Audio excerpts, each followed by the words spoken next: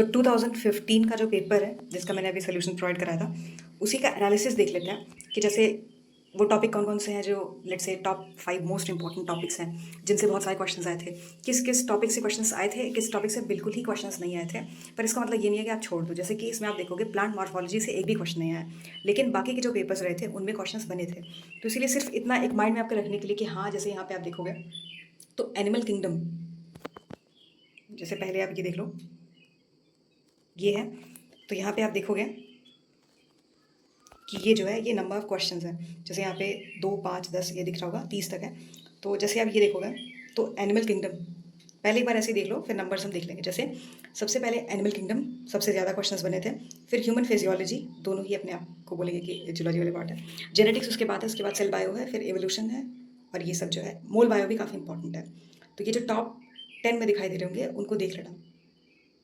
फिर आप देखोगे जैसे ये जो है ये बहुत ज़्यादा इंपॉर्टेंट चार्ट है। इसमें क्वेश्चन के साथ लिखा हुआ है। जैसे आप इसको पहले देखोगे एक बार तो ये, तो सबसे पहले सबसे ज़्यादा कितने क्वेश्चंस बने थे, फिर आप देखो कैसे कैसे घटते जा रहे हैं। तो नंबर्स के साथ देख लेते हैं। जैसे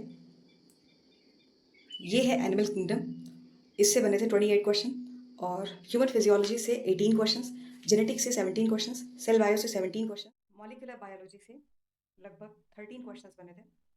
इसके बाद इवोल्यूशन से 10 क्वेश्चंस आए थे, बायो क्लासिफिकेशन से 10 क्वेश्चंस थे, बायोलॉजी से 9 क्वेश्चंस थे, बायोमॉलिक्यूल से लगभग 7 से 8 क्वेश्चंस थे, इकोनॉमिक बॉटनी से 6 क्वेश्चंस थे, बायोटेक से भी 6 क्वेश्चंस थे। दोनों साथ में लिखा है, इसका मतलब ये नहीं है कि मिला के 6 है, 6 क्वेश्चंस थे। ये जैसे आप अगर डोनर चार्ट देखते हो तो इसके अकॉर्डिंग भी यही है कि जो ये पिंक टाइप है या पर्पल पिंक जो भी बोल लो, ये जो है पिंकिश जो है सबसे ज़्यादा वेटेज इसी का है। तो ये बस इसलिए बनाया है क्योंकि ताकि आप जैसे आप देखोगे कि इससे 28 क्वेश्चंस बने थे, ह्यूमन फिजियोलॉजी से 18 क्वेश्चंस बने थे, इस जेनेटिक्स से 17 बने थे।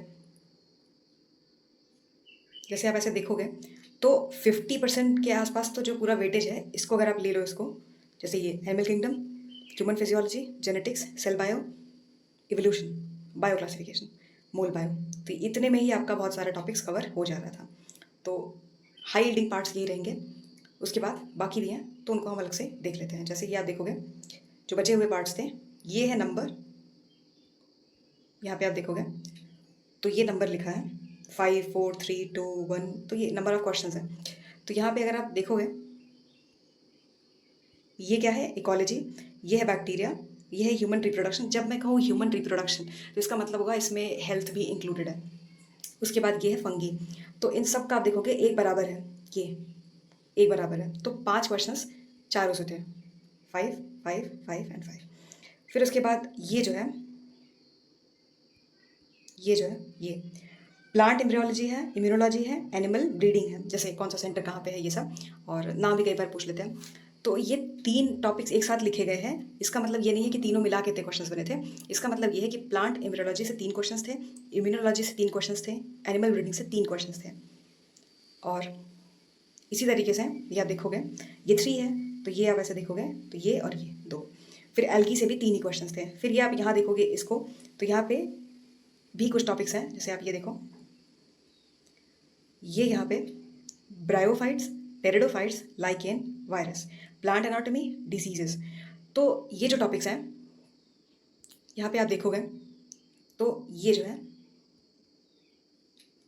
कहाँ तक गया है, ये यहाँ तक गया है, यानी लगभग 2 क्वेश्चंस बने थे। तो ऐसा नहीं है कि सब मिला के 2 क्वेश्चंस बनेंगे। जैसे ये है, ये ब्रायो है तो इससे 2 क्वेश्चन थे, ब्रायोफाइट से, टेरिडो से 2 क्वेश्चन थे, लाइकेन से 2 क्वेश्चन थे, वायरस से 2 थे, प्लांट एनाटॉमी से 2 क्वेश्चन थे। डिजीजेस का मतलब होगा कि आप हर तरीके के डिजीज इंपॉर्टेंट है, चाहे वो जूलॉजी से हो चाहे वो बॉटनी से हो, तो उसको आपको थोड़ा सा डिटेल में पढ़ना होगा। उसके बाद यहाँ पे जब पैलियोबॉटनी आप देखते हो, और प्लांट पैथोलॉजी है, ये इथनोबॉटनी है, ये और माइकोप्लाज्मा, एक एक क्वेश्चंस बने थे। एक एक क्वेश्चन यहाँ पे ये तो सिंगल सिंगल है। तो ये बहुत विजुअली थोड़ा अपीलिंग था, तो मैंने इसको इस तरीके से बना दिया था। एक ही बार आप देखो तो आपको पता चल जाए कि कौन कौन से टॉपिक से बहुत ज़्यादा क्वेश्चंस बने थे। जैसे कि आप देखोगे टोटल 200 क्वेश्चंस होते हैं, जो 2015 का पेपर है उसके अकॉर्डिंग उसमें इतने क्वेश्चंस थे। इनमें से अगर आप देखोगे जो 50% का वेटेज है वो यही है, animal kingdom, human physiology, genetics, cell bio, और ये। तो सेल बायो जब मैं कहूँ तो एक चीज़ और देख लेंगे। जैसे कि मैंने कहा सेल बायो, इसका मतलब ये नहीं है कि सिर्फ सेल बायो उसे सिर्फ सेल बायो से मतलब नहीं, सेल साइकिल भी इसमें इंक्लूडेड है। जो ऑन्कोलॉजी है, मतलब कि जो कैंसर वाला पार्ट है, उससे जो क्वेश्चंस बने थे वो भी इसमें इंक्लूडेड है, और कुछ डिजीजेस। तो सेल से जो जो लिंक्ड है वो सब इसमें इंक्लूडेड है। इसी तरीके से जब मैं कहूँ कि इकोलॉजी से 5 क्वेश्चंस बने थे, तो इसका मतलब ये नहीं है कि सिर्फ इकोलॉजी, इसमें थोड़ा सा इवोल्यूशन का पार्ट भी इंक्लूडेड है। हालांकि इवोल्यूशन अलग से लिखा हुआ है, लेकिन इसमें जो है जैसे कि जो सॉइल इकोलॉजी है वो भी इसमें इंक्लूडेड है, पॉपुलेशन इकोलॉजी है उस ये भी उसमें आता है। तो इसके बहुत सारे सब पार्ट्स जो है वो भी इसमें इंक्लूडेड है। और इसी तरीके से ये जो है, जब मैं कहूँ इकोनॉमिक बॉटनी, तो थोड़ा सा प्लांट फैमिली से वैसे क्वेश्चंस जो इकोनॉमिक इंपॉर्टेंस वाला पार्ट है वहाँ से इसको आप बोल सकते हो कि ओवरलैपिंग है। लेकिन जानबूझ के मैंने यहाँ पे लिखा नहीं है, क्योंकि जब तक कि बिल्कुल ही ना पूछ लें कि जैसे रोजी सी फैमिली है तो इसका फॉर्मूला बता दो, तब तक प्लांट फैमिली लिखने का कोई मतलब नहीं बनता है। ज़्यादातर क्वेश्चंस क्रॉप से बने थे, और वो आपको प्रीवियस ईयर पेपर के टॉपिक्स होते हैं वो भी कई बार रिपीट होते हैं, तो वही क्वेश्चन नहीं पूछेंगे आपसे, पर उस टॉपिक से क्वेश्चंस बनते हैं। तो यहाँ पर जो सबसे टफ लगता है सबको वो लगता है एनिमल किंगडम, तो उसको मैंने यहाँ पे लिख दिया है।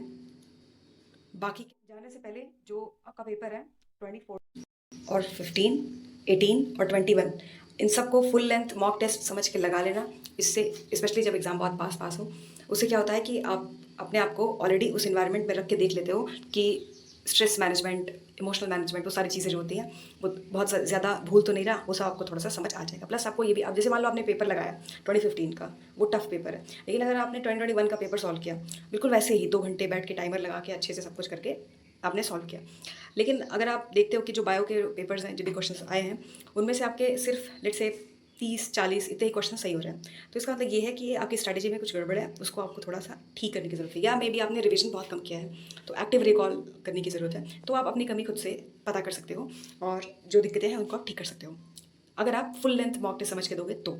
क्योंकि ऐसा भी हो सकता है कि आपने प्लांट इम्यूनोलॉजी पढ़ लिया, सेल बायो पढ़ लिया, जेनेटिक्स पढ़ लिया, और एनिमल किंगडम कंप्लीट कर लिया, लेकिन जब आप पेपर सॉल्व कर रहे हो तो बहुत सारी चीज़ें आपको भूल रही हैं, या आपने उन टॉपिक्स को कवर किया है जो इतने इंपॉर्टेंट नहीं है और एग्जाम में उतने अच्छे से डेप्थ में जाके नहीं पूछा जाता है, तो देख लेना इसको।